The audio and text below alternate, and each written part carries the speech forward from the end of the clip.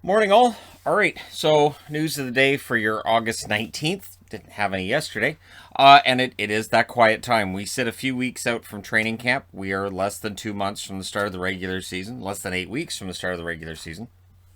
So, yeah, we're really in that quiet time, and then things are really going to pick up. Although there are still going to be buyouts, as we found out today. So, the first bit of news that's making people talk is that Austin Matthews is going to be on the cover of NHL 22. Now, of course, they're putting this out on the PS5 or PS6 or PS7 or whichever PlayStation they're on this week, and the all the new systems will have it.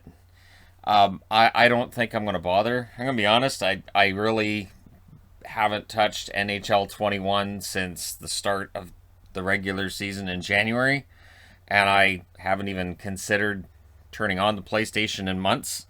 So, yeah, Matthews on the cover of NHL 22. I know there's people who are upset because he's just been on the cover very recently, but I get it. It's a marketing thing. They know that his jerseys sell, and they know that people pay attention to Matthews and all that. And it's not the same as what it used to be. I do miss how the cover athletes used to be, like, the Hart Trophy winner or whoever, but that's gone now. So, yeah, anyways, there you go. NHL 22. I expect it'll sell pretty well, and people will just keep buying the same game. And I'm kind of considering myself out at this point, where I played that game back in 2005, and when 16 years later, it's still not that much different. Anyway, but you guys can let me know how you feel regarding the NHL games in the comment section below. Again, I haven't pre-ordered it. I don't have any intention of pre-ordering it.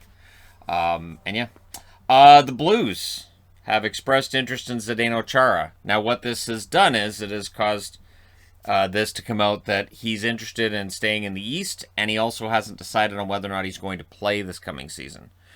Chara's played long enough that he's earned the right to sit out and wait and make the decision on what he wants to do. Absolutely, 100%, he can do that, and I don't think anybody's going to complain. So the Blues were interested. I think Chara would be a good fit there, but at this stage, he is only interested in staying in the Eastern Conference, doesn't want to play in the West. Alex Nylander is saying that he has fully recovered from a knee injury that he had that limited him last season. Nylander has got the talent level to produce way better than what we've seen from him so far at the NHL level, but there's been injuries, there's been setbacks, and here's to hoping he has a healthy season. And I know with Chicago, with increased expectations with the acquisitions of Seth Jones and Marc-Andre Fleury, maybe a guy like Nylander having a bounce back year and really breaking through, maybe that could help. So yeah, here's to hoping for good health for Nylander.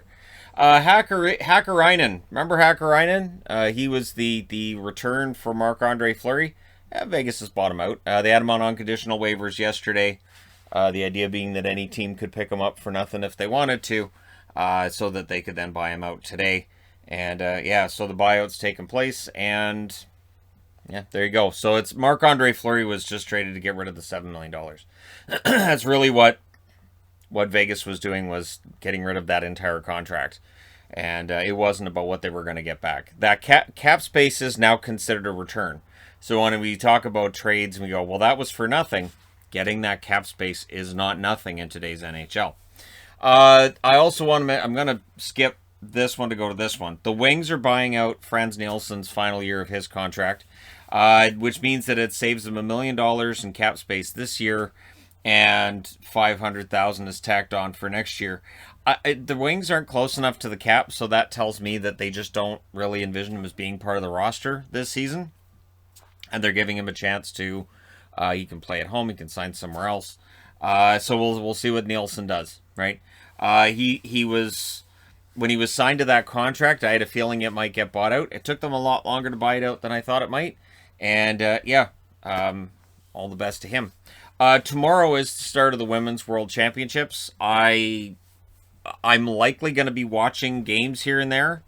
I don't foresee me watching every game the same way that I do during an NHL season and really diving deeply into it, because we're going to have NHL preseason games starting in about a month. So I will, though, be reporting on the Women's Worlds. I do think that if the Women's World Championships were during the summer, I think there'd be more attention paid to them than where they're at now. So, well, I don't mean, like, obviously they had to move them to August when they canceled them in April. But I think this is a good way for them to get more attention. I really do. So we'll see how it goes and what kind of excitement they can drum up, what kind of interest, and how that affects their other leagues going forward. We'll just see how that goes. Anyways, there you go. For your Thursday, there's your news of the day. We'll see if anything else takes place later on today. Still waiting on trades and whatnot. Hasn't happened, so I'll just keep firing through the season previews, career videos, things of that nature. But let me know your thoughts in the comment section below as always. Don't forget to hit like and subscribe if you're browsing your way through. You just happened upon this video. Thank you guys so much for watching, for all your support. I will talk to you again soon.